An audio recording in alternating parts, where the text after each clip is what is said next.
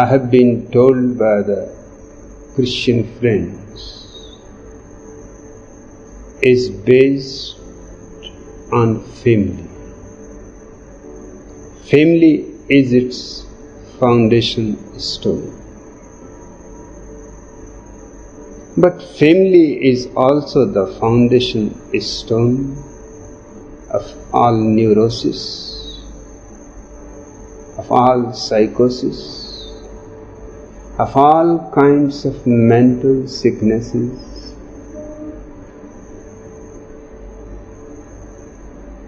of all kinds of social problems. It is also the base of the races, of the nations, of the wars.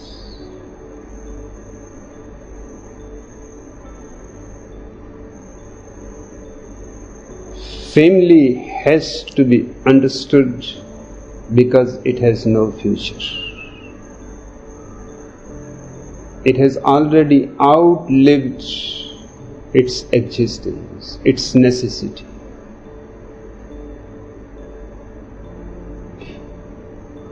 But we have been conditioned, not only Christians but everybody, that family is a great contribution to the world.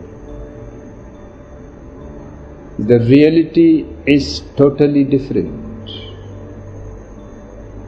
I have to go point by point in detail,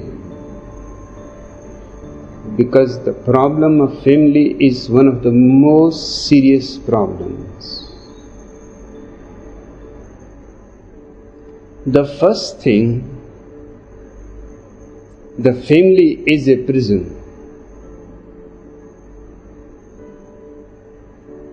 It wants to keep control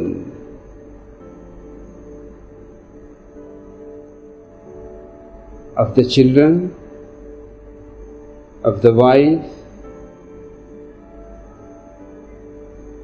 It is a very tight group of people, and they have made this prison sacred.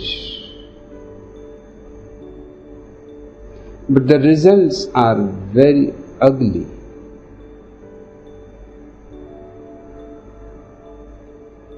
Every kind of imprisonment prevents spiritual growth. What do you think why Buddha renounced the world and why Mahavira renounced the world? In fact, they were not renouncing the world, they were simply renouncing the family. Nobody has said this before. Because how can you renounce the world? Wherever you are, the world is. You can only renounce the family, but all religious scriptures, including Christian scriptures, are continuously lying to the people. They talk of renouncing the world. It distracts you completely from the fact that all these people were renouncing the family, because the family was such that they could not grow within it. The family was programming every child according to its prejudices. If you are born in a Christian family, you will be continuously programmed for Christianity. And you will not ever suspect that your conditioning may be wrong. Your conditioning may be preventing you from going beyond. Just the other night, when the wife and the son of the sannyasin who has died arrived, The son was very much excited the whole day, and he told the sannyasins he would like to come here and live forever. But when he heard me, he freaked out. He told to the sannyasins, I am a Christian and I believe in God and I am not a homosexual. His prejudiced mind could not see that I have not told that all Christians are homosexuals. I had told only the monks and the nuns are homosexuals, are lesbians. This is how people go on missing points. He should have heard in his mind through his interpretation of the programming that I am calling all Christians homosexuals.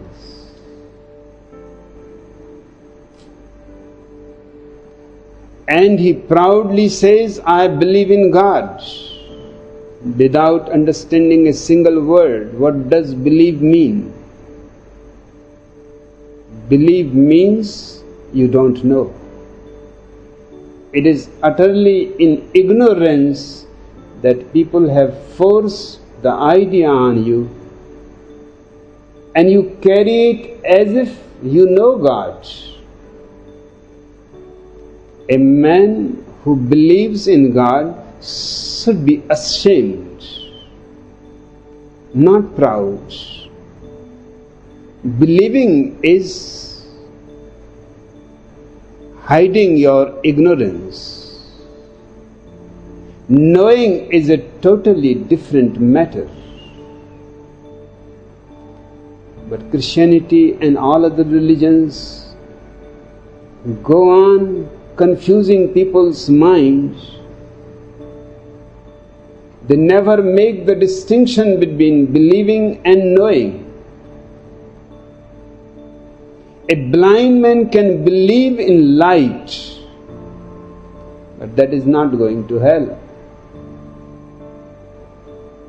One needs eyes to see the light, and then there is no need to believe.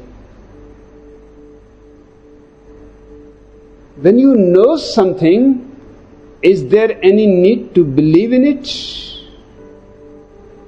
Do you believe in light? Do you believe in the moon? Do you believe in the stars? You simply know. There is no question of belief. Belief arises only for fictions, for lies, not for truth. Every belief system is a hindrance for spirituality. But that young man, I could see at his face, I could see at his eyes, and I immediately inquired that what was wrong with him. So young and has already become dead. His father was younger than him, who has come here to meditate and who wanted to be a sannyasin after hearing me everything about Christianity. And he wanted to live here his whole life. His mother is far more younger than him. She wants to come here and stay for a few days, meditate. She loved the place, she loved the people.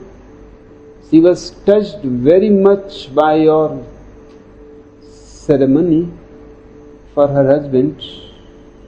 Nowhere in the world she would have got that ceremony for her husband. Death, according to Christianity, is a taboo. you should not talk about it. And death is taboo, and life is also taboo. You should not live it. Death you should not talk about it, and life you should not live it. They don't leave you any alternative. Neither you can live nor you can die.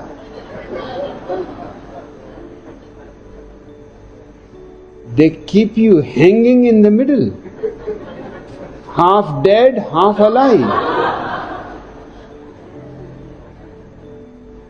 This creates schizophrenia. You are not allowed to be total in anything, in life, in death, in love. Only partially involved. A man who is partially involved is only partially alive. The deeper your involvement in existence, the deeper your life. When you are involved totally in life, in death, in love, in meditation, in any kind of thing that you want to do, painting, music, poetry, dance, unless you are totally involved in it, you will never know the maximum, the optimum pleasure, the optimum blissfulness. People are living only at the minimum, just surviving. To be absolutely truthful, just vegetating, just waiting.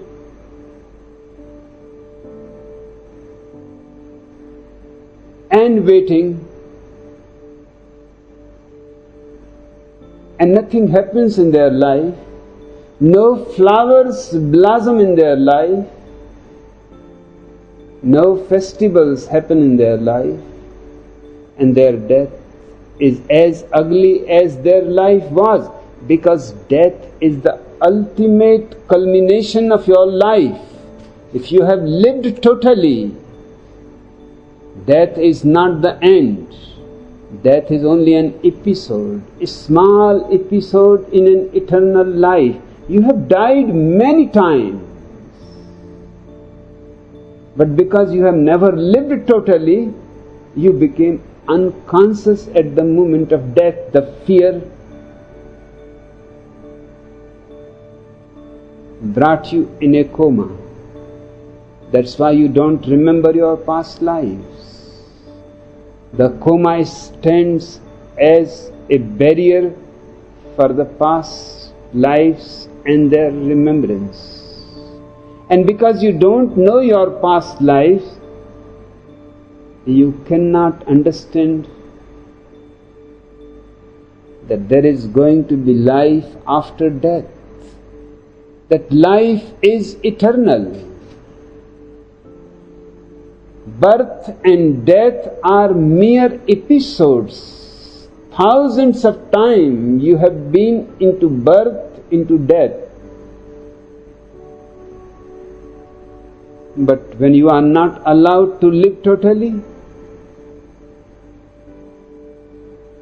when everywhere there is interference from religion,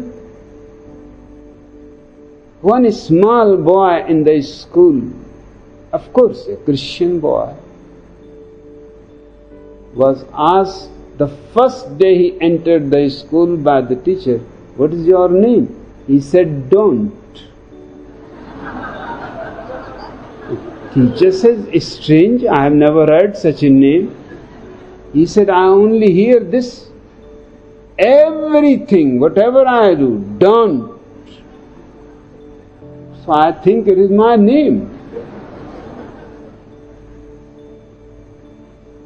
But the whole Christianity is doing that to everybody. It is a life negative religion. It does not allow you to live joyously. And the family is the root, because from the family starts the programming. Obviously, Christianity says that it is founded on family.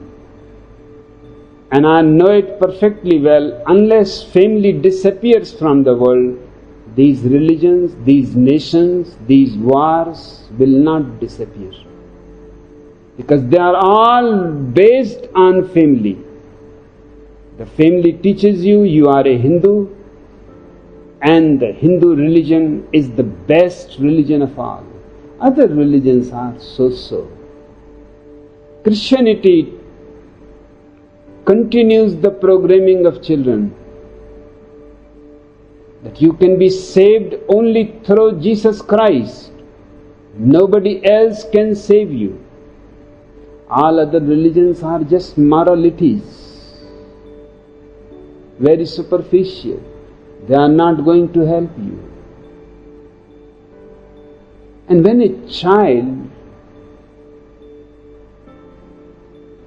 alongside his breastfeeding, continuously is fed with all kinds of superstitions, God and Holy Ghost and the only begotten Son of God, Jesus,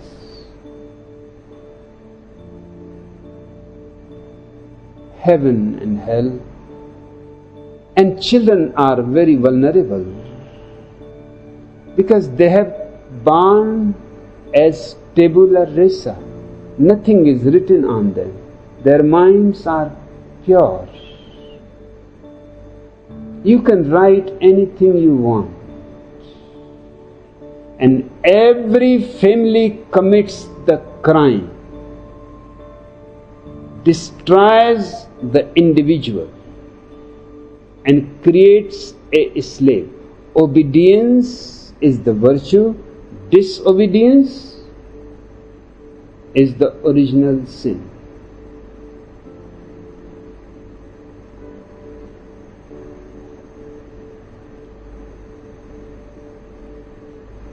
And when a child from the very birth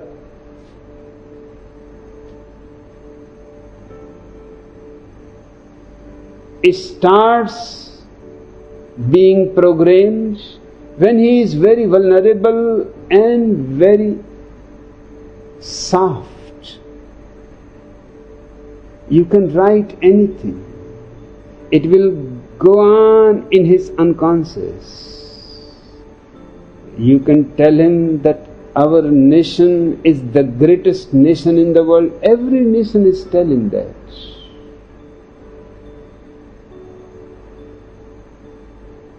Our religion is the greatest religion. Our scripture is written by God Himself. Hindus are saying that, Christians are saying that, Jews are saying that. Everybody is doing the same crime. Christianity, of course, doing it more efficiently, more cunningly, because it is the greatest religion in the world. It uses ultra-modern techniques of programming. It sends its missionaries to learn psychoanalysis, to learn how to program people, how to deprogram people. If a Hindu has to be converted into Christianity, first he has to be deprogrammed of Hinduism. Again the tabula rasa appears. What was written is erased. Now you can write again that Christianity is the highest religion in the world. And there has been no man like Jesus Christ and will never be again, because He is the only begotten Son of God. All wars depend on the family. It has been a tradition in many nations in the past that you should contribute at least one son to the army to protect the nation, to protect the dignity and the pride of the nation. In Tibet, every family has to contribute the eldest son to the monasteries. This has been done for thousands of years.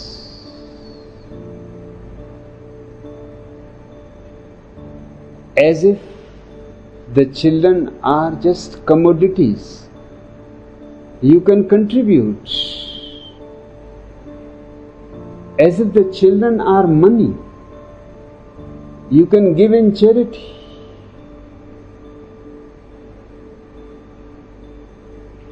This divided world into different camps because of religion, because of politics, because of nationalities, because of races, they all depend on family. Family is the root cause of mankind's thousands of wounds. In a deeper detail, psychologists have discovered a certain phenomenon they call imprinting. When a child is born, he gets the first imprint of the mother, the father, because they are there. You may not be aware what imprinting can do. When a scientist was exploring the phenomenon of imprinting, he was standing by the side of a hen's egg.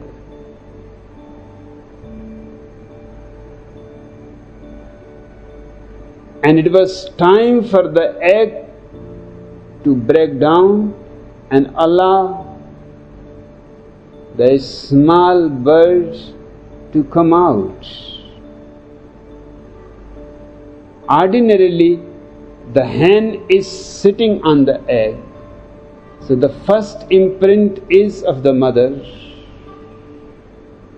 But this scientist was standing there, so when the child came out from the egg, he saw the scientist's shoe. That was his first imprint.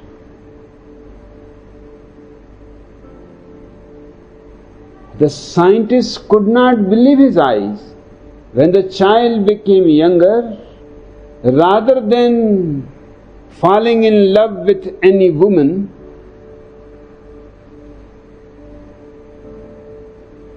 he was continuously trying to make love to the scientist's shoe.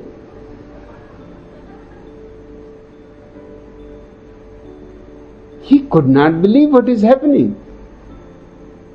But he has discovered a great phenomenon, that anything that comes first in the vision of the child is his first imprint.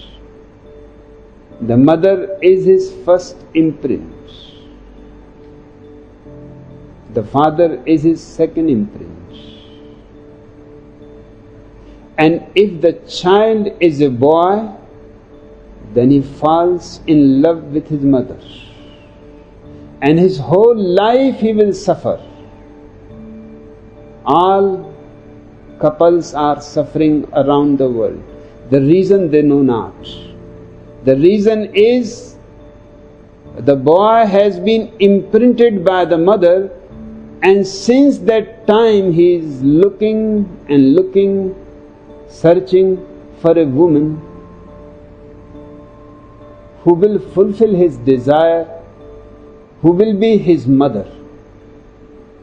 Now you cannot find your mother again. perhaps something of the mother. Lovers are at great embarrassment if you ask them, why you have chosen this woman or this man? They simply shrug their shoulders. They say, we don't know. It simply happened. It did not happen. It is not so simple as you think. You simply don't know. The woman you have fallen in love in some way resembles your mother. In some way. Of course, she cannot be 100% your mother.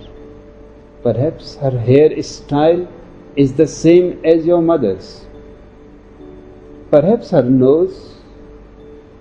Perhaps the color of her eyes. Perhaps the way she walks.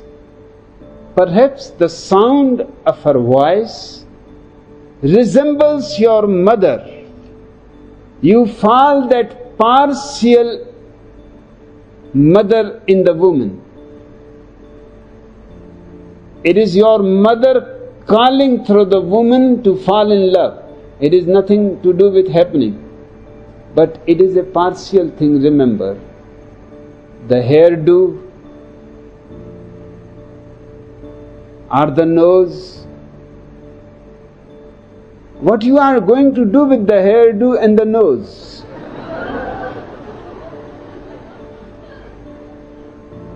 Soon you will discover on your honeymoon, my God, this is not my mother.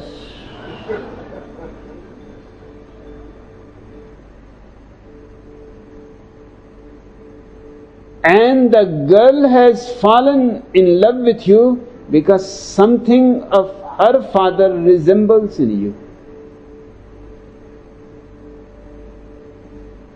So both are searching something which is not there. So the woman will be looking at the husband and will be surprised that he has been deceived. This is not the man she was looking for. Only his mustache looked like my father. But what to do with the mustache?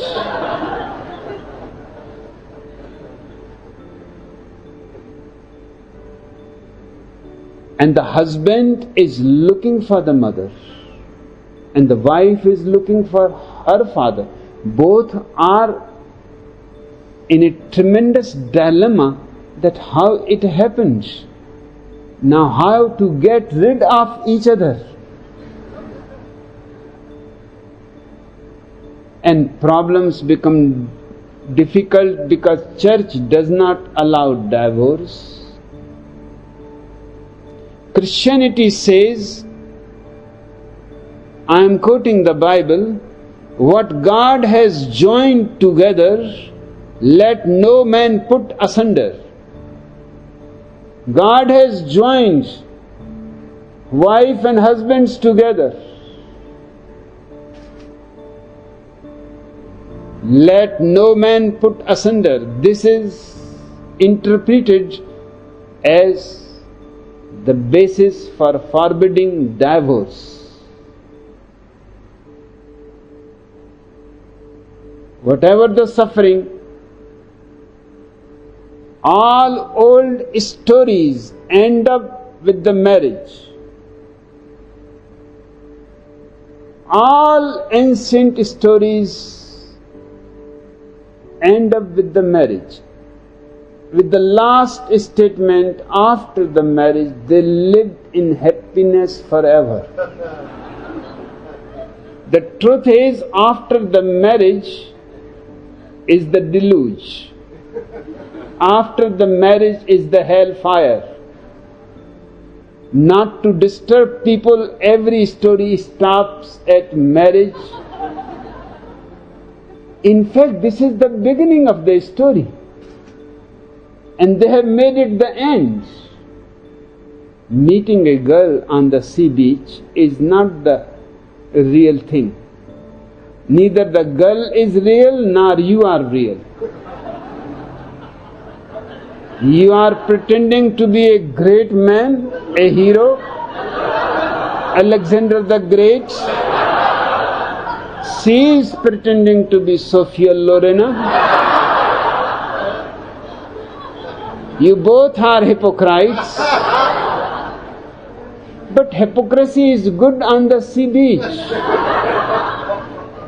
You see each other only for few seconds or few hours at the most.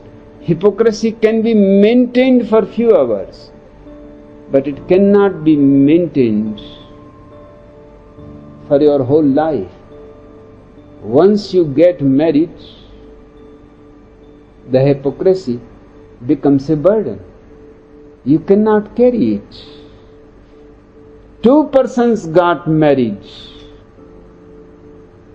They entered in a sea resort honeymoon hotel.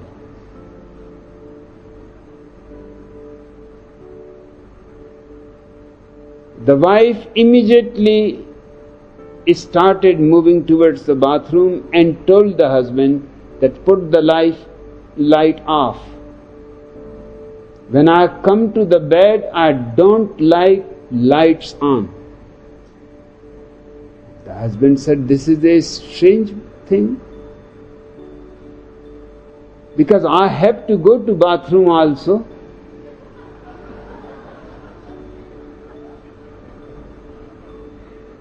Lights should remain on. The wife said, do you listen to me or not? Put the lights off. The husband said, it is better to say the truth.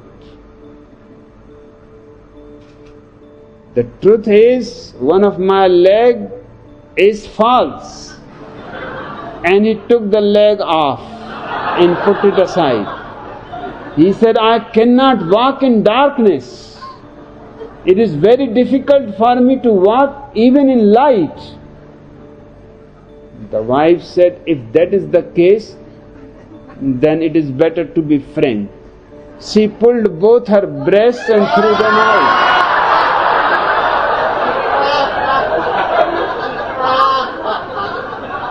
The husband looked at the breast lying down on the floor. He said, it is okay. He took his teeth out and threw them.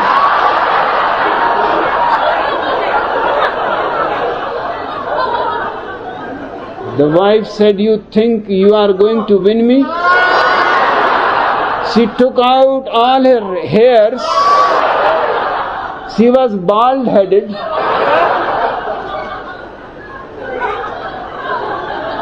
And threw the hairs on top of everything. It was becoming a big heap.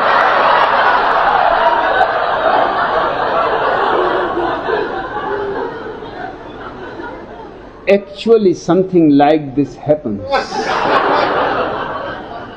By and by, you start dropping your hypocrisy, your falseness, your pretensions. And when all pretensions are gone, then the woman you thought is a Juliet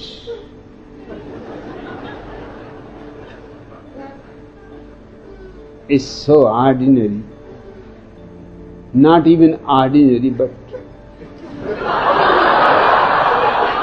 worse than ordinary, and whom the woman was thinking is a Romeo. All Romeo and the romance is finished. He turns out to be just a chicken.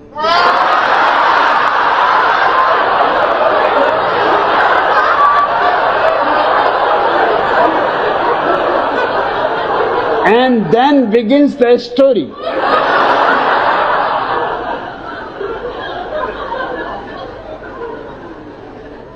Then it is constant frustration and constant effort to find someone else. But religion prohibits adultery. You should remain confined in your family. I sometimes wonder when Jesus said, love your neighbor, if the neighbor happens to be a woman, perhaps he never thought about the implications.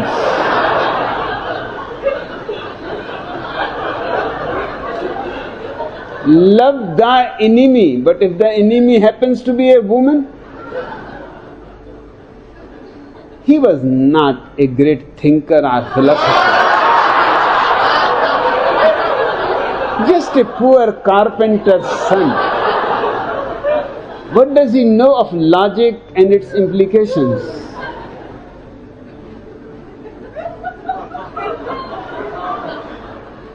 And because every family is in conflict, the husband and wife are continuously fighting. The children are growing with this constant fight. This is becoming their imprint. The boy will repeat his father's structure, and the girl will repeat her mother's behavior. When they get married, it is a constant repetition, generation after generation, because from where they will learn how to be a husband, how to be a wife, from the mother, from the father. Those are the only people who are available in the childhood. And that is the most vulnerable time. And they learn that they fight, they use ugly words to each other. Every night there is a pillow fight.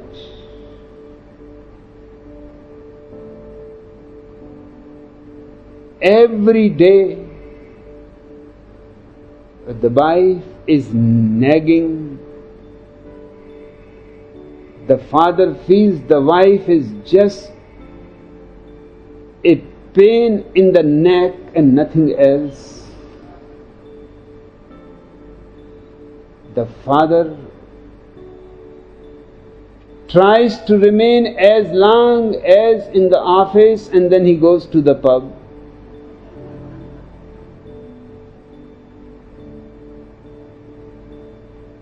The boy is learning.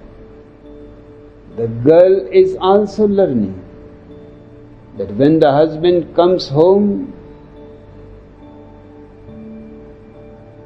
the wife is going to beat him. One of my professors, professor of economics, was almost a wrestler. A very big man, but inside a chicken.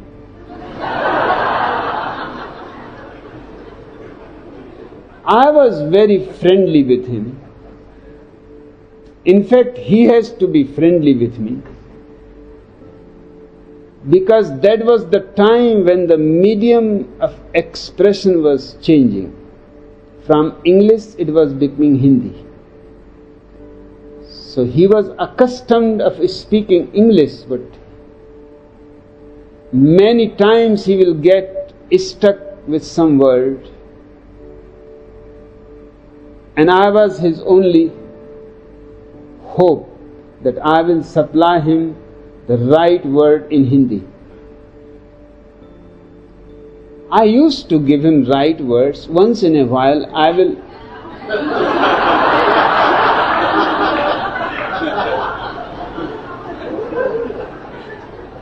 once he got stuck with the word haggling. He looked at me,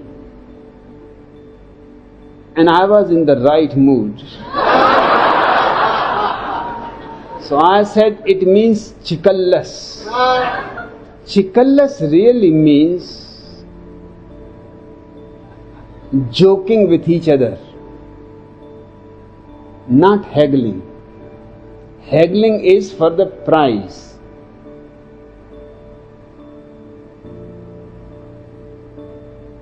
So he started using the word chikallas,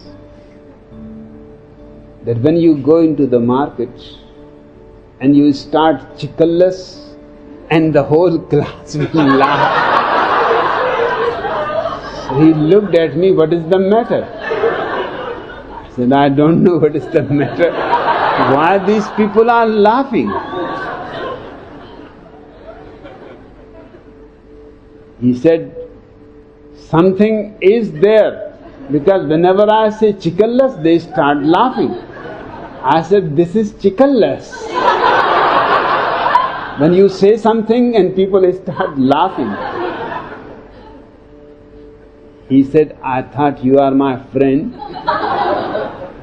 and I have depending on you for translations, and you give me such a word? I said, I was in a right mood. When I am in a right mood, you should not ask me anything.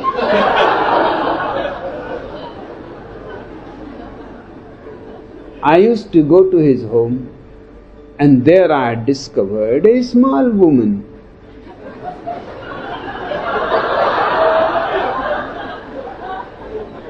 And he used to tell me that my wife beats me. He was almost proud of it. He used to speak in the class and show that she has hit my hand. One day he showed his back that the wife has hit with a stick and there was a blood mark. And when I saw his wife, I said, you could have killed her any time just by your hands. He squeezed all the juice.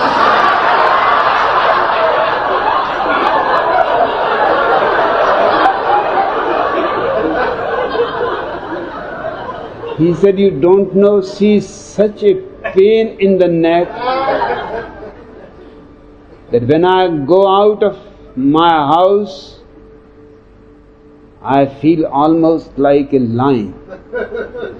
When I come back to my house, I feel almost like a rat.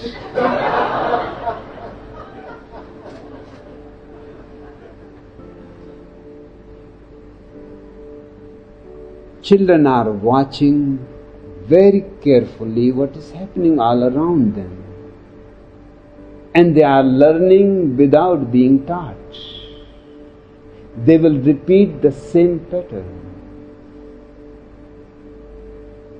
The girl sees whenever the husband proposes the wife, that what about it? She simply turns aside and says, I am suffering from headache.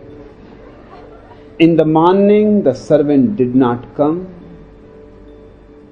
The guest people I have phoned have not come yet. Electricity is out. Problems, and finally you come here. Just go down to your bed and sleep. I am suffering from headache. The girl is learning, watching carefully how to behave with the husband, how to control the husband. The boy is trying to learn how to control the wife, how to control and possess the wife. They are living in a battlefield, not in a family. There is no family anywhere. These are simply battlegrounds where man is fighting the woman is fighting the man. This professor of economics asked me, can you suggest me something what to do? She refuses to make love to me.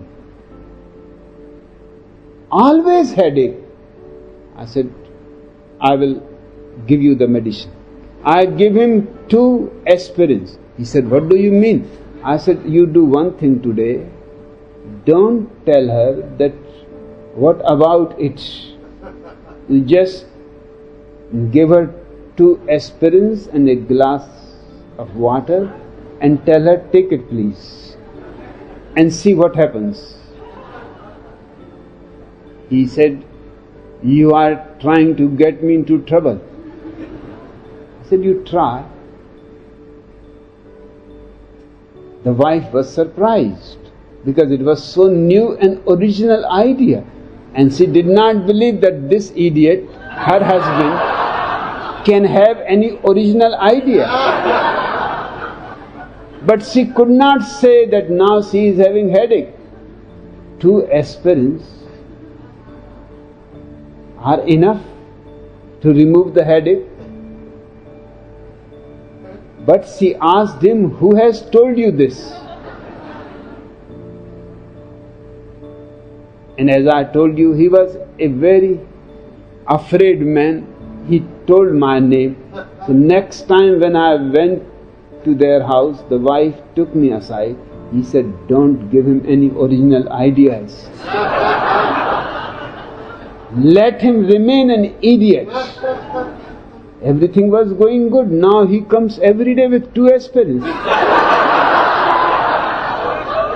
Whether I have headache or not, I have to take aspirins. Since you gave that idea to him, he carries aspirins with him, and before I can say headache, aspirins are presented to me. And I have to swallow them because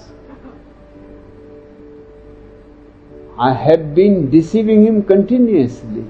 Because what kind of love is this? You don't allow the woman to move. If she moves, she is a prostitute. If she enjoys making love to you, that means she is not a virtuous woman. You want the woman not to move. That's why missionary posture is used. Woman underneath and the beast on top of her.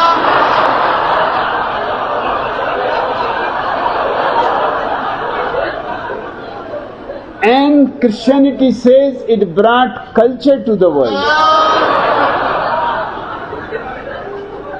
In the East, for thousands of years, this has been a grace that man should be under the woman, not on top of her. He is more weighty, he has more muscles. The woman is smaller and more fragile. She should be on top of the man, but on top of the man, she will be enjoying movement because her real pleasure does not come from vagina.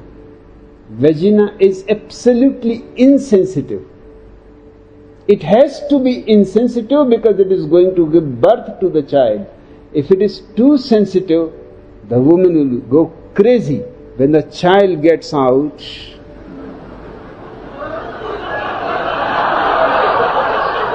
The vagina is absolutely insensitive. There is no feelings.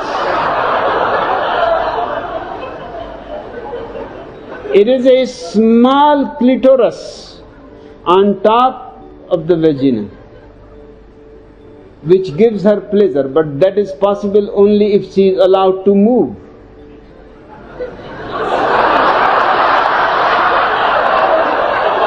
So every woman hates love.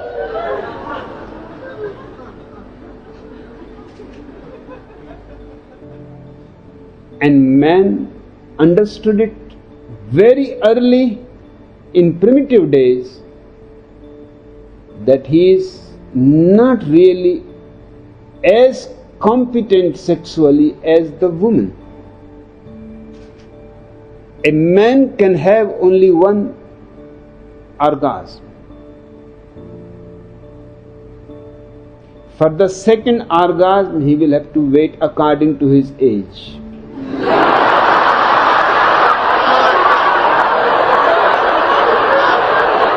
The woman at any age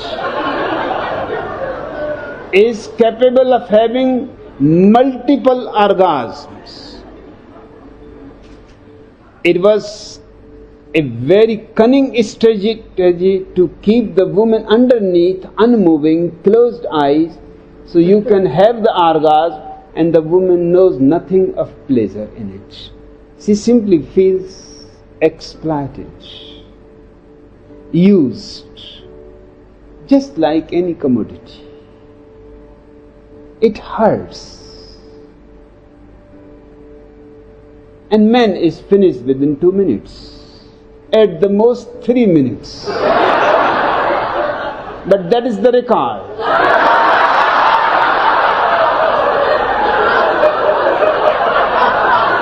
The woman has not even started to get into it, and the man is out. Naturally she hates. Naturally she goes to listen to the monks about celibacy. She touches the feet of the saints that you are great people who live in celibacy, brahmacharya.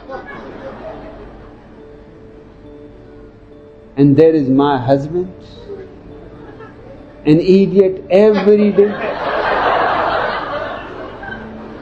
And I am tired, the whole day working, taking care of children, taking care of the kitchen, taking care of the clothes, taking care of the house, of the servants. I am continuously tired, and he comes, and all that he wants is to make love. And after making love, that is 2 minutes, average, he turns to the other side and goes to sleep and starts snoring.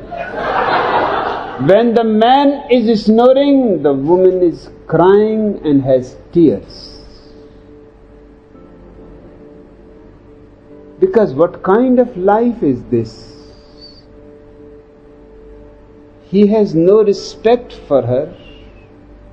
She is simply being used, and when used, she is of no more importance. And Christians say this is culture. The Eastern scriptures of Tantra know what culture is.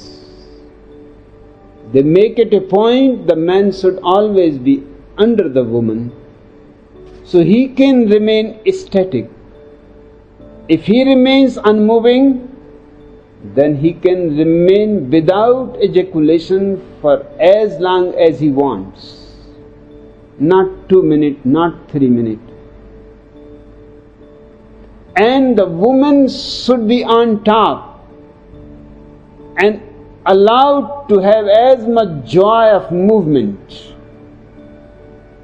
So her clitoris gives her great orgasms, multiple, one after another. She starts groaning, moaning, shouting, all kinds of gibberish. But only then she is happy. Seeing this disparity, that the man can have only one orgasm and the woman is capable of having multiple orgasms, man simply dropped the idea because multiple orgasm is dangerous. He cannot cope with it.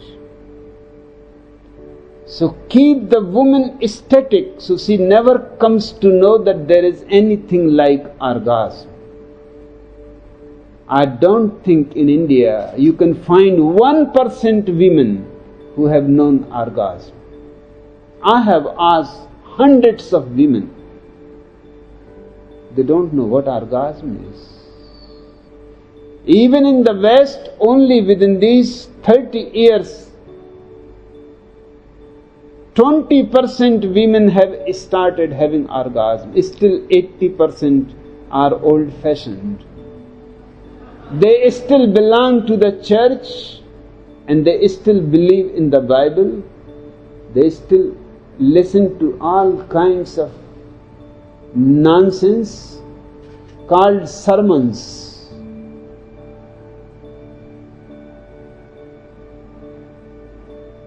And if a woman is satisfied having multiple orgasms, she will never be a pain in the neck. She will love you. She will rejoice you.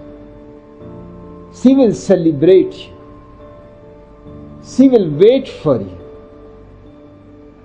She will prepare better food, better clothes.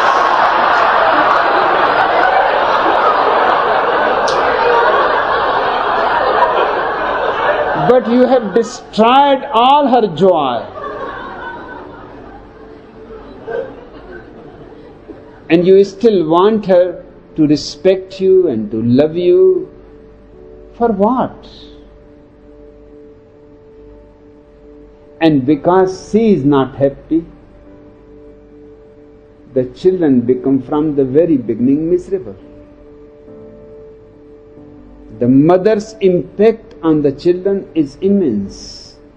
She is unhappy, frustrated, always tired. The children start learning all these things.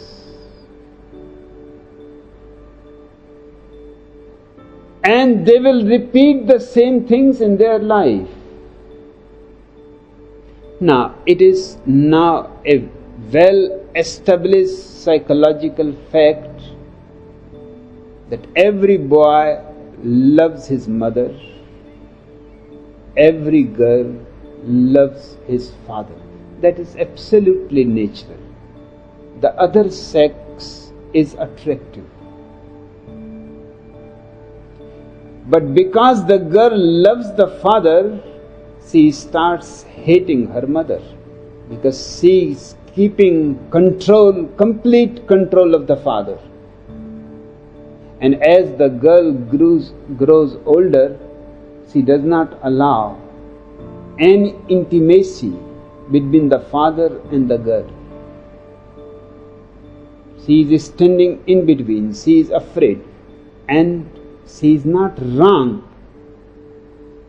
because the father, for the first time when his daughter becomes 16 or 17-year-old, remembers how his wife used to look. This was the woman he had fallen in love. Because the daughter looks almost like his wife when he had fallen in love. She was 17. The same is true with the boys.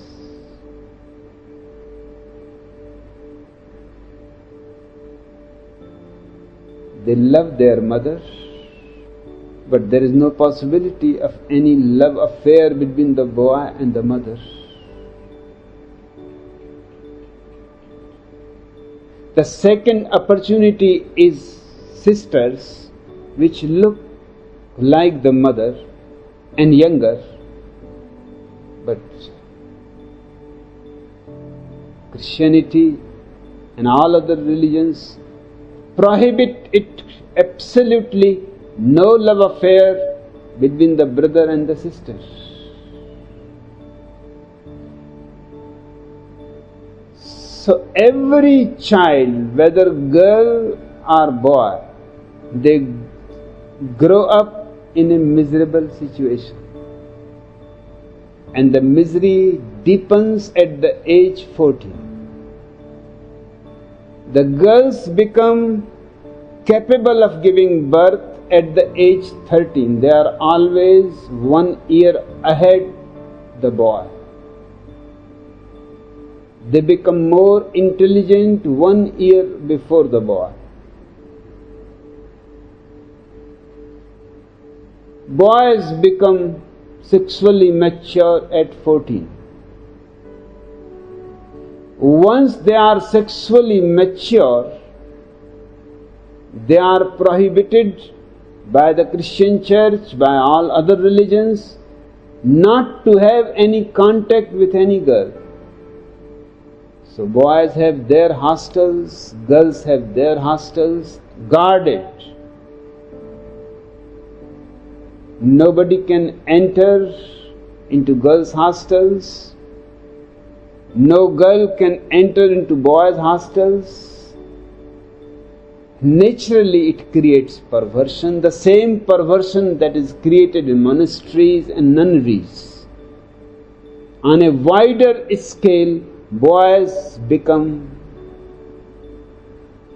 homosexuals, girls start becoming lesbians, because the energy is now arising to such a peak. By the time the boys and girls are 17 and a half, they have reached to the ultimate peak of their sexual energy. Now there will be decline. That is the best period to make love. That is the best period to reach to the greatest orgasmic experiences. And this you call society, this you call civilization. And it is cutting human beings from their very roots, from all kinds of joys.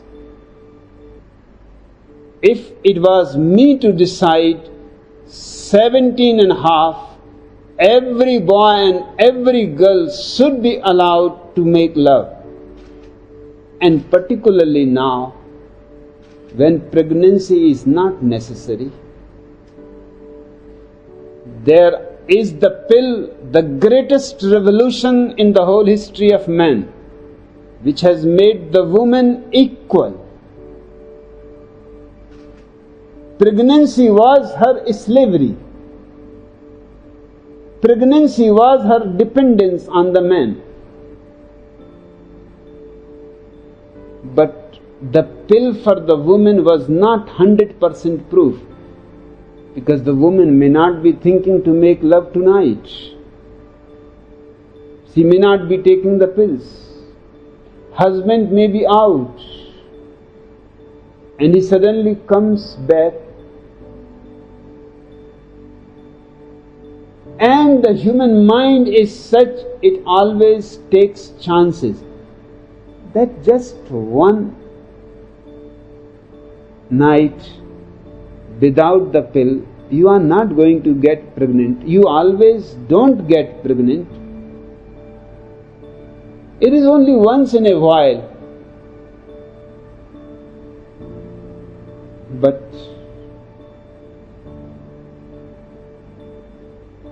people get pregnant even though they were hoping that they will not get pregnant.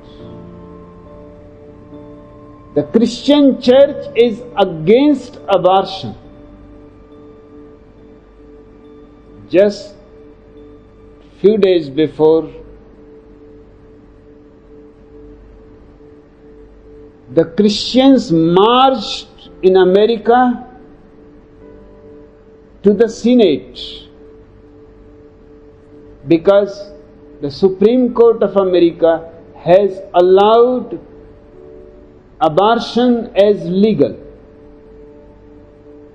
Against that legalization of abortion, thousands and thousands fundamental Christians had a long procession in protest to the Senate. What was more puzzling to me was President George Bush, immediately before the procession started, sent a message to the people who were going to protest, missionaries, bishops, archbishops, priests, and all kinds of fanatics. He sent the message that I am with you. I am against the abortion bill. So don't think that your president is not with you. I am amongst you. and I will support you, and I would like the Supreme Court to remove the law that they have made abortion legalized. Such fear of the crowd. That's why I always say your politicians are not leaders. They don't create a revolutionary mind in the people. On the contrary, they are followers of the followers. Immediately the President sent the message that I am with you, just to gain favor of the voters.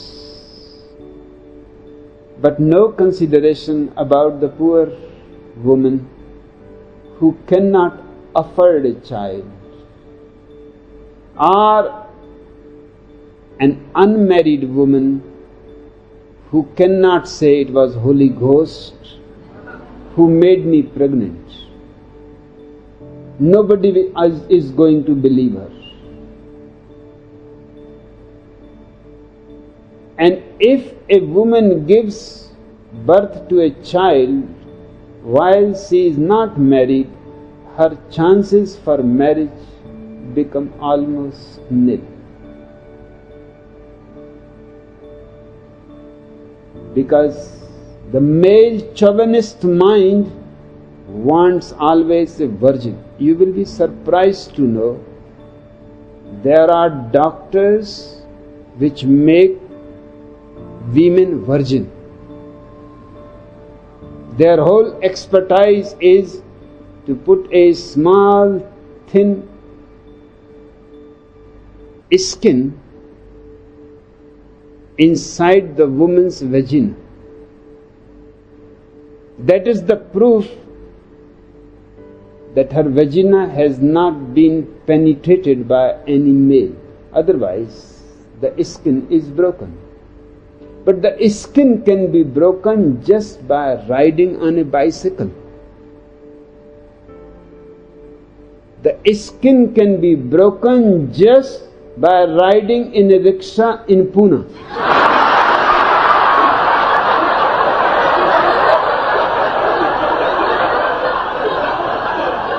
It does not need any male partner.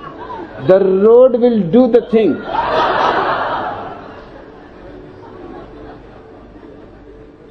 In the Middle Ages, these so-called Christians who think they have civilized the world,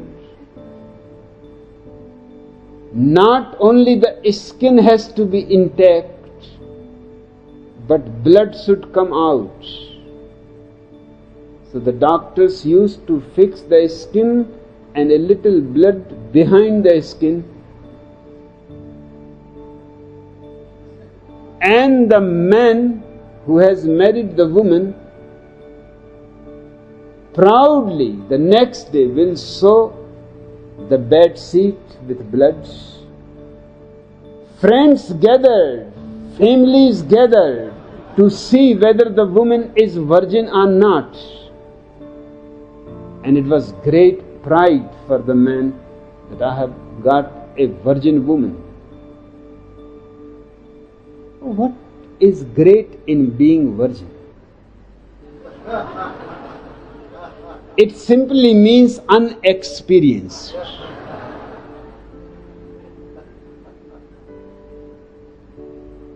You will be better if you marry an experienced woman, if you marry an experienced man. Experience has a value. Inexperience cannot be supported in any argument.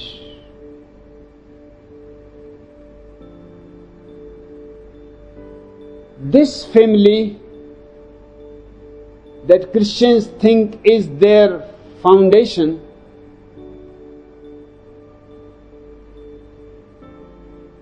is their foundation only because programs the children according to the church.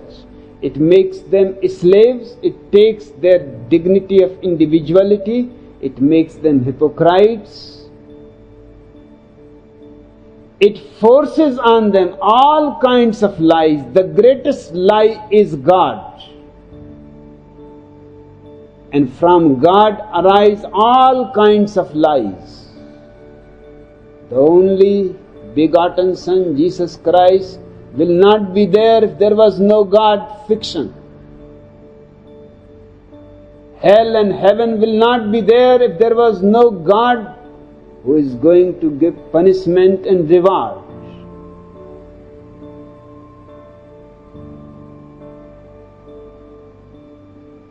Creating this program in the child's mind is preventing him to go beyond the mind in search, in exploration. It is against truth. Every family stands against truth. Every family stands against enlightenment. That's why I say, for the first time in the whole history, that Buddha and Mahavira had not renounced the world, they had simply renounced the family. It is a lie to say they renounced the world. They lived in the world. They moved with thousands of disciples. That was their world. They moved into cities. They preached and taught meditation to people. They had not renounced the world. They were trying in every way to help humanity evolve into consciousness. They were not against humanity. They were not against human consciousness growing as high as the stars, as deep as the Pacific Ocean. All that they have renounced was the family.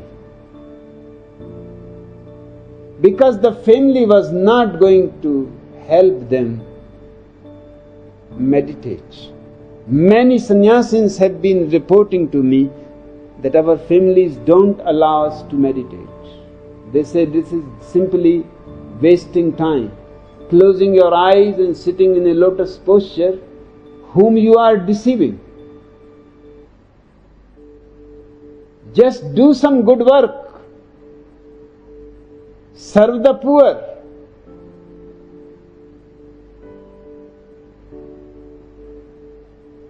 Serve the sick.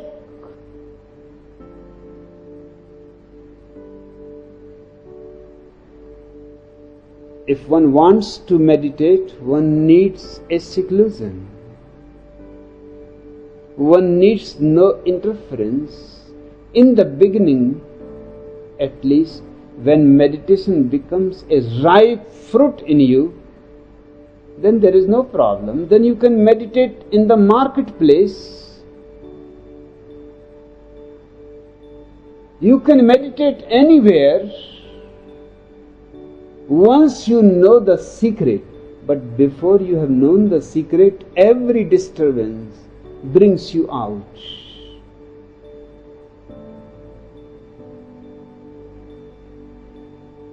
But Christianity is not interested in meditation at all.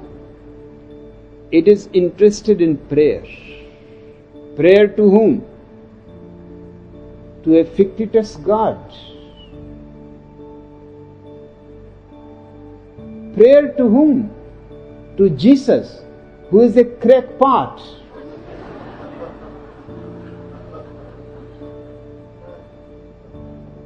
And no prayer is ever heard.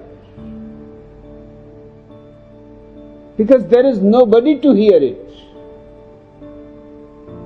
It is not the fault of somebody above the clouds who is not hearing your prayer. There is nobody. Prayer is not the right kind of religion. Any religion that is based on prayer is a wrong religion.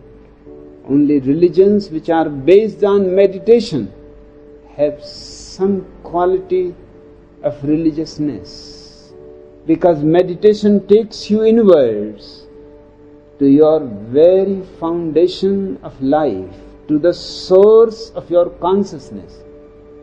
And prayer is simply insane. Raising your hands upwards, and there is nobody. And when people talk to nobodies, you call them mad. If somebody is talking to nobody, you will immediately take him to the hospital, that something is wrong with this man. He was standing under a tree and there was nobody, and he was talking and having good dialogue. And what Christianity is doing and what other prayer religions are doing, talking to nobody. These are insane people which need psychiatric help. And because every family teaches you hypocrisy, you become schizophrenic. You have your individuality repressed by a personality given by your family.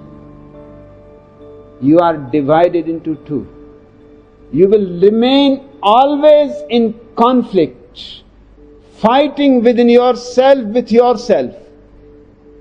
You will become two. You can become many.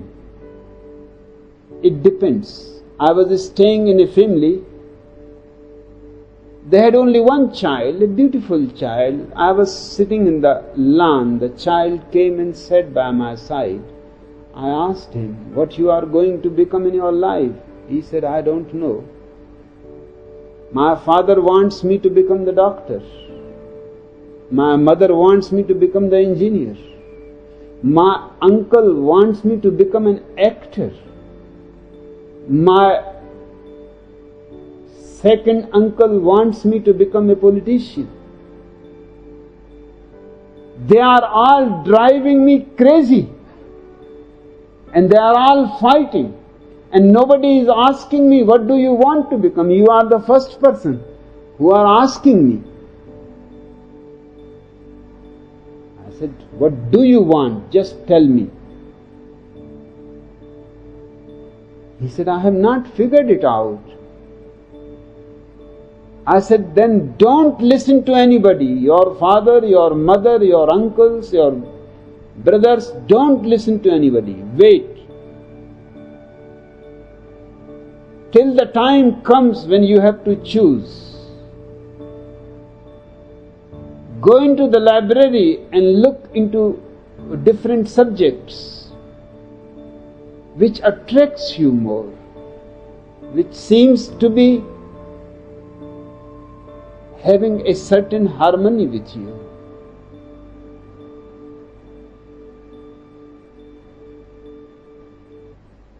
Only decide then, not according to anybody else, but simply according to you. The boy stood up, he smiled. He said, I really want to become a guitarist. In my neighborhood, there is a man who plays the guitar. But don't tell anybody. I said, that's perfectly good.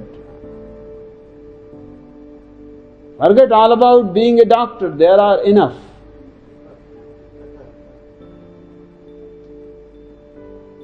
Enough doctors to kill people.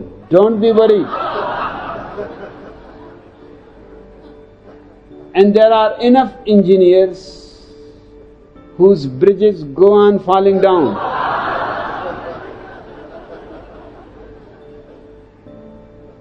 To be a guitarist is absolutely innocent. I will not tell anybody, but you remain firm. Those people will manipulate in every way. My father loved me too much, but they think it is love. He wanted me to go to a science college, either become a doctor or become a scientist or become an engineer, but first go to the science college, first graduate science and then move into a specialization. I refused. I said, I know your love, but I know also your love is unconscious. You simply want your ambition to be fulfilled, that your son is a great doctor, a great scientist or engineer.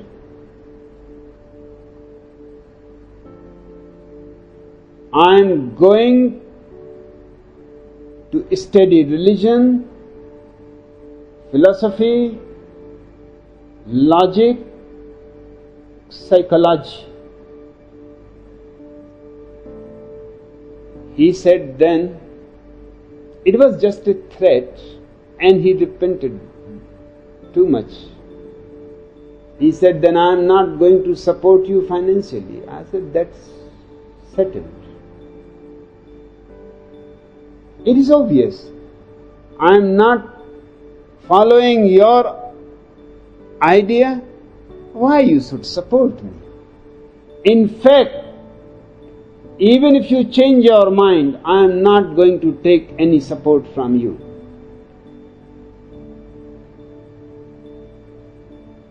He was thinking that how I will manage. Perhaps I will drop my idea, because he said that philosophy. Even in the universities India has 100 universities, 100 philosophical departments, and there are many universities where the whole department is empty. 4 professors and not a single student. So what you are going to do? I said, I understand. I am not going to do anything. I am not going to use my education for any career, because I have decided to be good for nothing. I am going to relax and enjoy life. He said, but who is going to support you? I said, you don't be worried. You will see it. So I left my house after matriculation,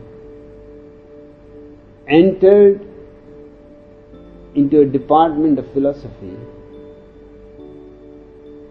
My father thought how he will manage, but I entered into a night class. The whole day I was working in a newspaper. And in the night I will go to the university class. After 6 months, he thought I must have managed somehow. He came to see me. The village was almost 100 miles away. He came to see me and he found me perfectly well. I have managed. I have found a family who simply loved me. They were not my relatives. Just the man has met me in the public park, where I was discussing with few students, my colleagues, and he heard, sitting by the side on a bench, he heard me discuss, and he was immensely impressed. He took me by the side. He said, where do you live? I said, I don't have any place to live.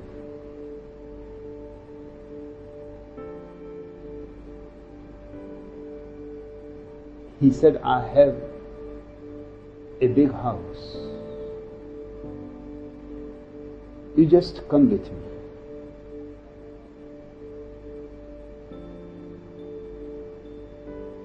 And when he saw the situation, what I am doing the whole day, I am working in a press, and the whole night,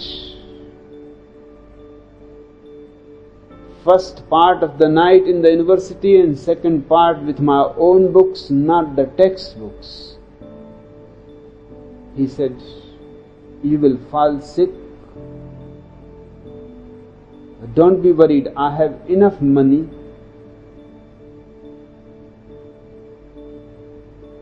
I told him, remember one thing, I am not going to return it. He said, that is settled. I said, think twice. It is a question of 6 years.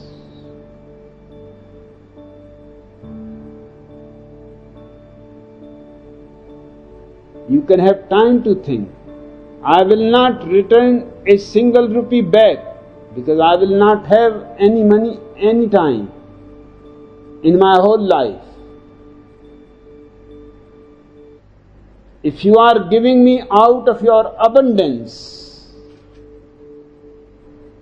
I will accept with gratitude, but no obligation. No bragging about it that you have helped me. He said, no, that's not at all the question. In fact, you have helped me. Since you have come in my house, a strange peace has come. A silence has come. I have never been so happy and so joyous. I have all the amenities, all that the world can provide. But there was a certain emptiness inside me. You have fulfilled it by teaching me meditation. I cannot repay it back. Whatever money I spent on you is not even the interest of what you have given to me and what you are giving to me every day. So my father came. He wanted to help me. I said, we have settled it. I did not follow your idea. You simply did not arrange the finance. There is no bitterness about it. Our relationship remains the same. It was simply a disagreement, and I am at fault to disagree with you. You are just unnecessarily feeling guilty. But he said, whatever you want to do with my money, but I will give you. I said, if you want to give without any condition, I can have as much money as you can give.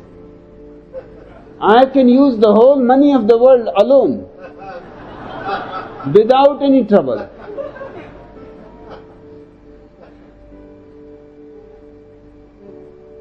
He used to send me money, and that money helped me to purchase as many books as possible. Now the library you see, it has 150,000 books. Most of them are purchased from his money. His whole money that he gave to me went into purchasing books. And soon I was receiving scholarships.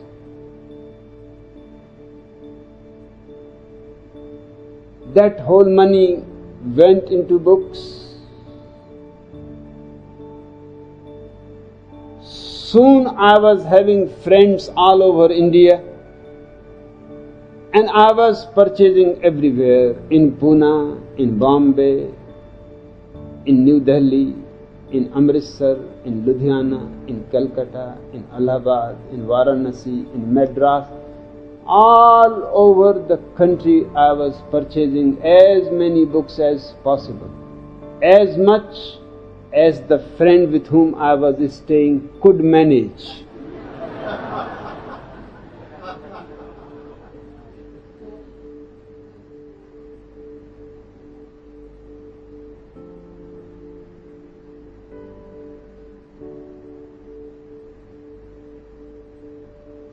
The family gives you ambition, and ambition is one of the hindrances for enlightenment.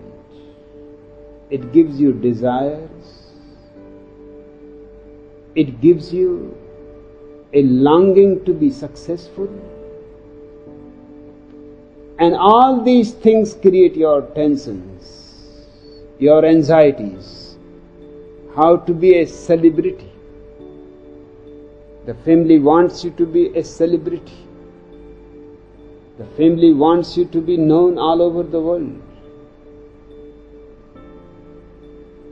The family wants you to be the richest person.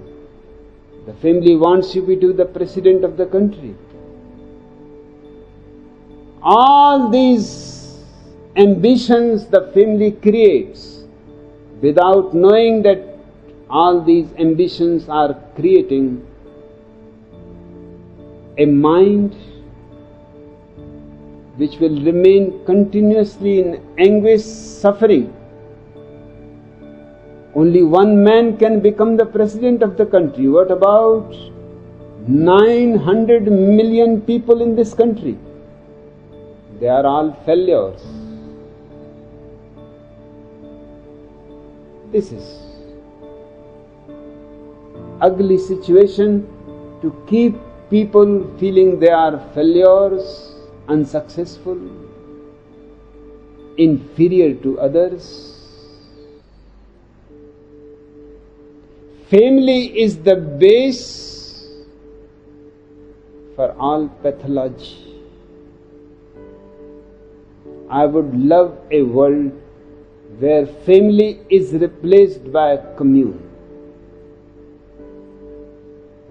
Psychologically, it is more healthy to have a commune where children are not possessed by the parents. They belong to the commune. When children are not given imprint of the mother and father only, they have many uncles in the commune, many aunts in the commune. Sometimes they sleep with this family, sometimes with that family. In my commune, every child belongs to everybody. He does not have a single imprint because so many people love him. Sometimes he will sleep with somebody, sometimes with somebody else, and they are invited. Now Siddhartha has come back with a girlfriend. When he has come for the first time, he was so small but so intelligent that he rarely stayed with his mother or father. I will ask the mother and she will say, I have not seen her for 15 days. He stays everywhere. With anybody who invites him, he goes. He used to have money from anybody. Just give me 10 rupees.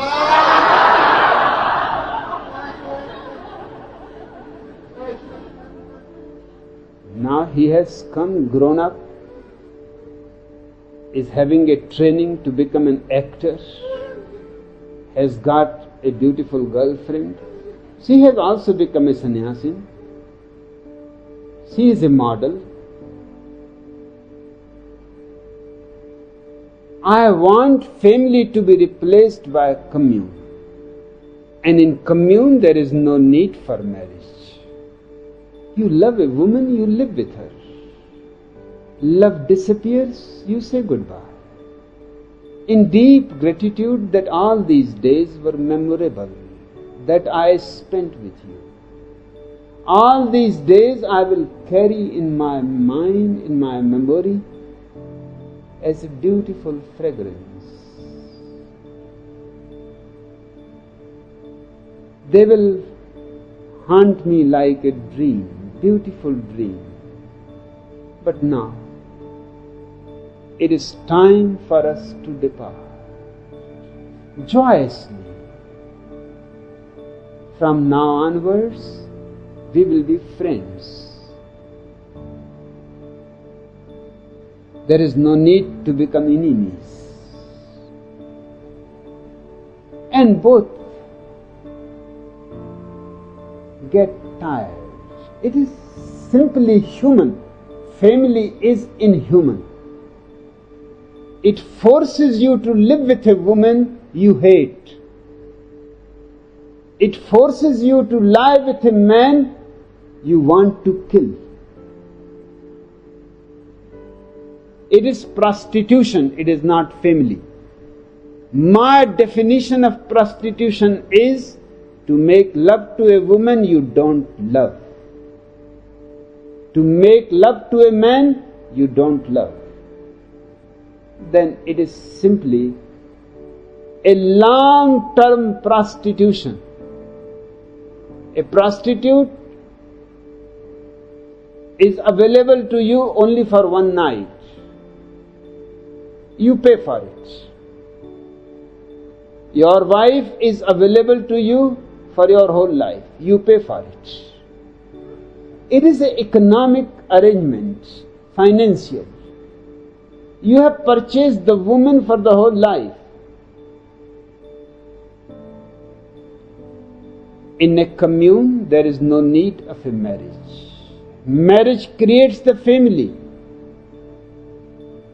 People should be together out of love, sheer love.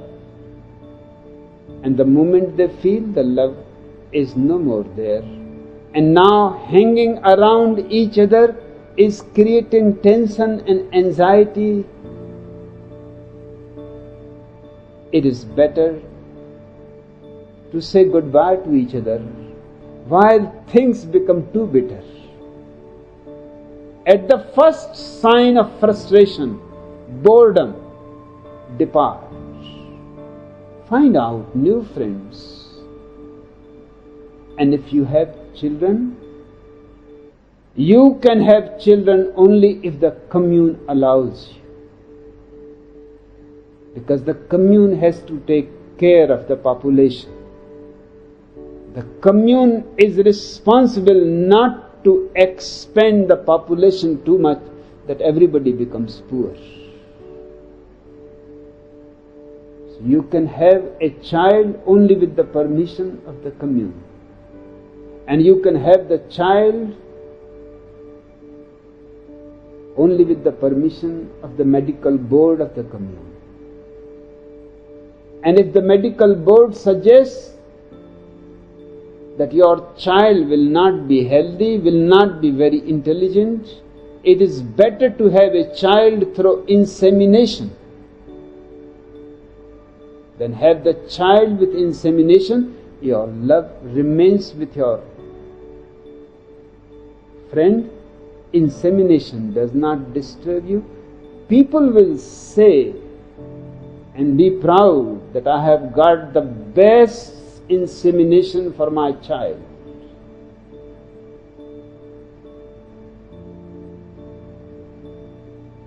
The best semen. You can even ask the medical board, what kind of child? A genius?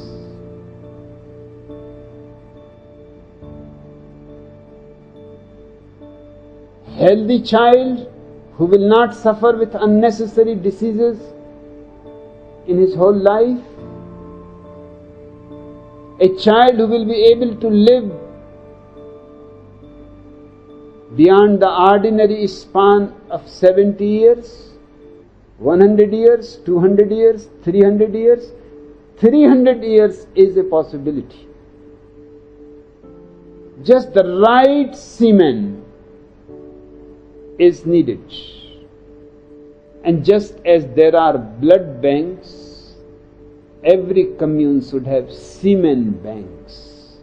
And medical experts should find out different qualities of different semen cells, categorize them, keep them deep frozen, and whenever somebody wants a mathematician, somebody wants a scientist, somebody wants a musician, somebody wants a mystic, just give the right insemination and the child will belong to the commune. So you need not be worried what will happen to the child. Our children are keeping people together, although their love is long way back finished. I have told you the story of a man who was 95 and a woman who was 93 went to the court. They wanted divorce. The judge looked at them and he said, "Your 1 foot is in the grave and you want divorce? If you wanted divorce, why you did not come before? How long you have been married?" They said, "We don't exactly know, but maybe 60 years, 70 years. The judge said, "It's strange, I have been dealing with the matter for years. This is the first case. Why you remained so long married if you did not like each other?" They said, "Yes, from the very first day we did not like each other. But we had to remain married because of the children." So the magistrate asked, "What happened to the children?" He said, "They all died. Now we are free and we want the divorce immediately. Just 2-3 years maybe, but to live in freedom. Just even 3 years is enough, a taste of freedom at the last moment." Fortunately, all children have died. It is children who are keeping the family together, because where the children will go? What will happen to the children? If the commune takes the responsibility of the children, from the very beginning, the children should move to the commune's hostel. They can come on holidays to be with their parents or to be with their uncles who will be thousands, with their aunts. They can choose. I want a new man in the world without any imprint. When a child lives with many women, if he is a boy, he will not have a single imprint. He will have too many imprints which will become fuzzy. He will not be able to figure out what kind of woman. Then any woman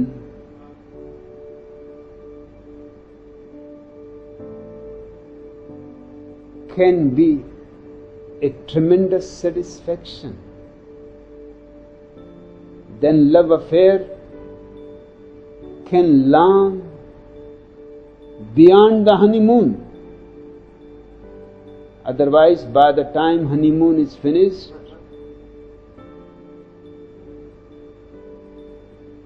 love is finished.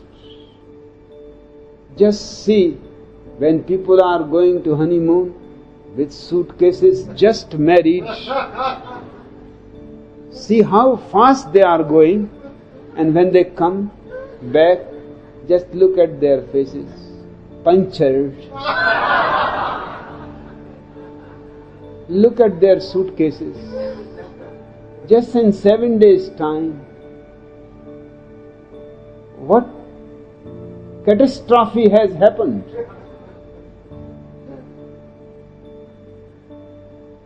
I am against the family and I am for the commune. And family dispersed, church will die automatically. Nations will disappear automatically. Races will disappear automatically. The world can become one only if there are communes, not family.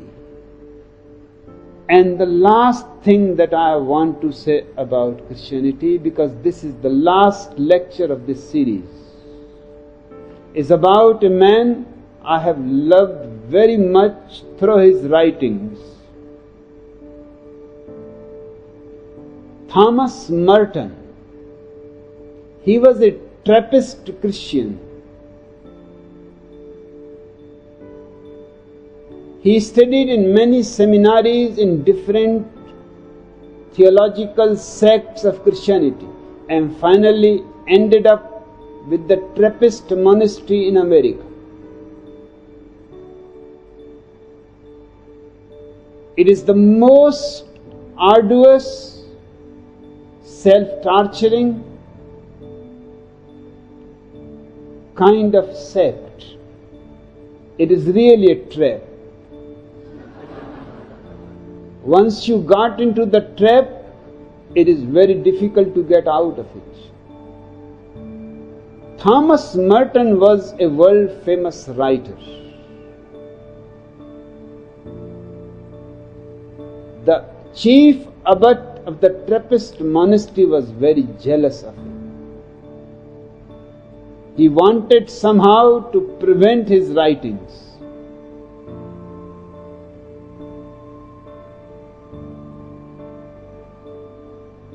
Thomas Merton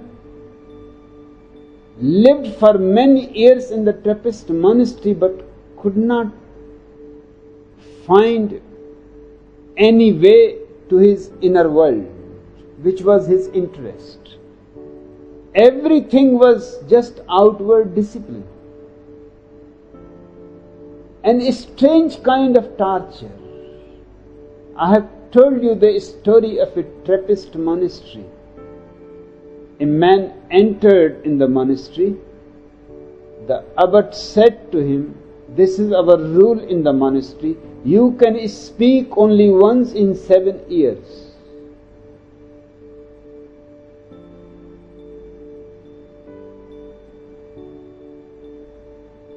He accepted it. He was shown the cell where he has to live. He thought, my God,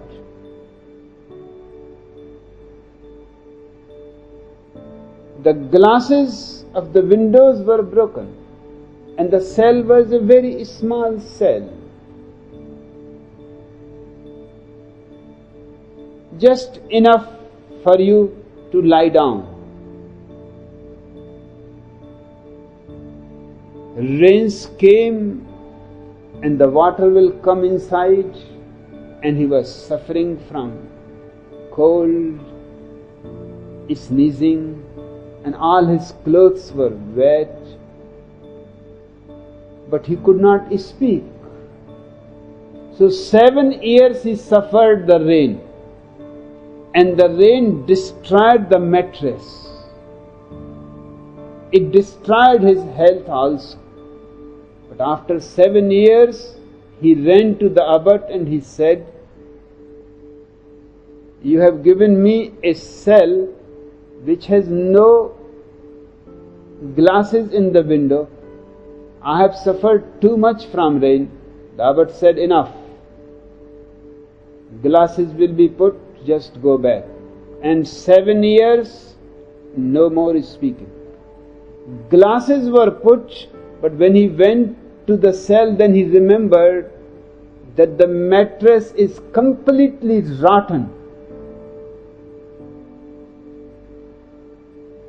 But now 7 years. So he waited for 7 years with that rotten mattress, with cockroaches and every kind of rats.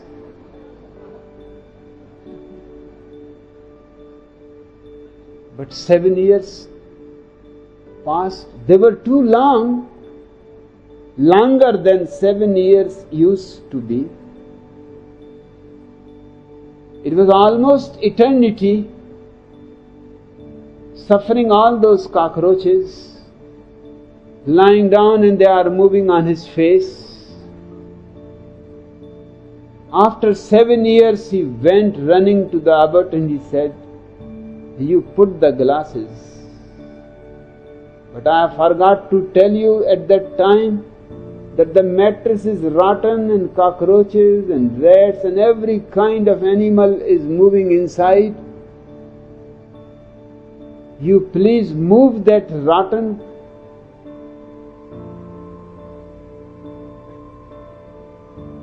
and remove all the cockroaches and rats." He said it should be done, but no more coming here for 7 years. So the mattress was removed, the cockroaches were removed, the rats were removed, but the people who brought a new mattress which was too big, so they forced it and broke the glass. Again the same story began. The rains started coming, and from the broken window, the rats which had gone out, the cockroaches, they all came back, the whole family. Now it was too much. 7 years he could not believe that he will be surviving, but he survived. Man has immense capacity to adapt to any condition. After 7 years, as he approached the abbot said, "Don't speak a single word. Since you have come into this monastery, complaints. I never hear anything else. Just get out of the monastery." The man could not say even what he has come to say. He has been thrown out of the monastery. After 21 years, this was the only result.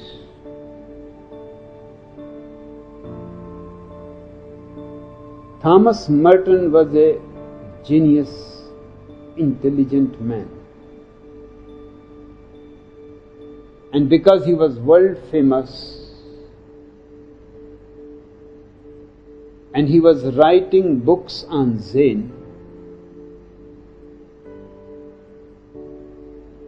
I have been looking at his books because for 15 years I have not read anything. It is before 15 years when I used to read his books. I always thought sooner or later this man is going to land in Japan, because his understanding about Zen is purely intellectual, beautiful. He was writing beautiful sentences, beautiful poems, but it was all intellectual. He has no understanding of meditation. Christianity does not allow meditation. And just now I have heard Thomas Merton was a Trappist monk and a world famous author. He wanted to go to Japan to study Zen. But again and again his superiors in the monastery refused him permission.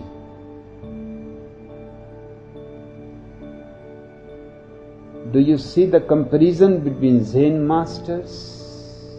If a disciple asks to go to another monastery, he is welcomed by the master. Be richer, find anywhere the truth. The question is truth, not me or monastery. But again and again he was refused permission to go to Japan without giving him any reason. There was no reason to give. All that he wanted was to know Zen directly, straightly, living in a Zen monastery for a few months or few years, because he has not found anything in Christianity. A letter from Rome confirming the refusal stated that his requested visit to Japan cannot possibly be the will of God. In the name of God, so many crimes. In the name of God, people are being enslaved. Now, how this is known to the Rome? What is the will of God? If Thomas Merton's whole being wants to go to Japan to learn Zen, that may be perhaps the will of God. But Rome decides. A far-away monk in America. But the reason is not exactly that it cannot be possibly be the will of God. That's why refusal to go to Japan. The refusal is that anybody who will understand Zen will drop Christianity. Immediately. Christianity will look like a disease, a poison, in comparison to Zen. But finally, it happened not that they were allowing him to go to Japan, but he was decisive in his mind. There was going to be a Catholic conference in Thailand. So he asked the permission to read some papers on Catholic religion into the conference in Thailand. The deep desire was that from Thailand he will reach to Japan, not bothering about the permission. At the most, they can expel him from the church. And the church has not given him anything, so there is nothing to lose. Finally, he was allowed to visit Thailand to address a Catholic conference. At the end of his speech, he said, "And thus I fade off into the night." He has some suspicions.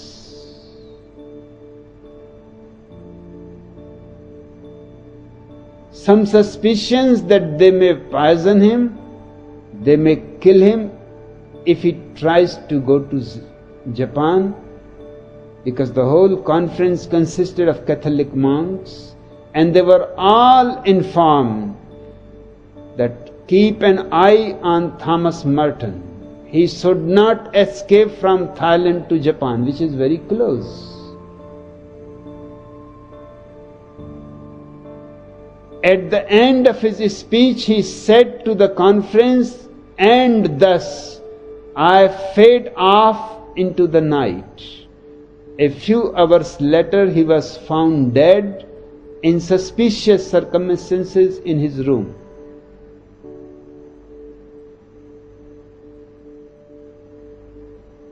There is every reason to believe that he was killed by the Catholics. There were rumors that he was killed so that he could not travel on to Japan to study Zen. Circumstantial evidence shows that the rumors may be true. No autopsy was done on the body, which is a regular process. and particularly in the case of suspicion. He was perfectly healthy. He addressed the meeting and just within 2 hours he was dead. And he has made the indication that perhaps I may fade off into the night. No autopsy was done on the body and it was not embalmed, which is a regular procedure for Catholic monks, Trappist monks. Their bodies have to be embalmed. It took 7 days to reach his monastery in the US. It is only a question of, at the most, 20 hours from Thailand to US. 7 days it took. They wanted the body to decompose.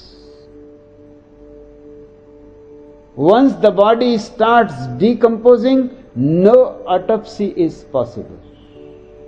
You cannot know the reason why the person died. That's why it took 7 days to reach his monastery in the US and had to be buried in a special casket because it was so decomposed, completely decomposed. There was no question of finding anything in it. In his last book, not published until 20 years after his death, Merton wrote, "I have a real sense that my own vocation demands a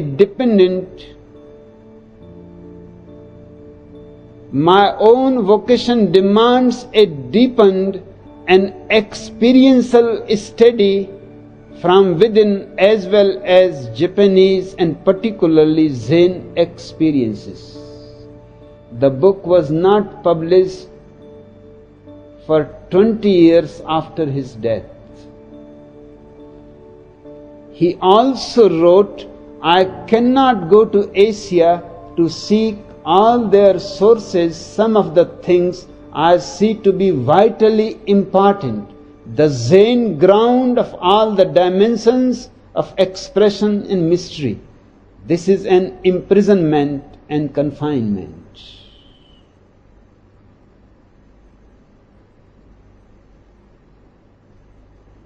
With this I end my arguments against Christianity.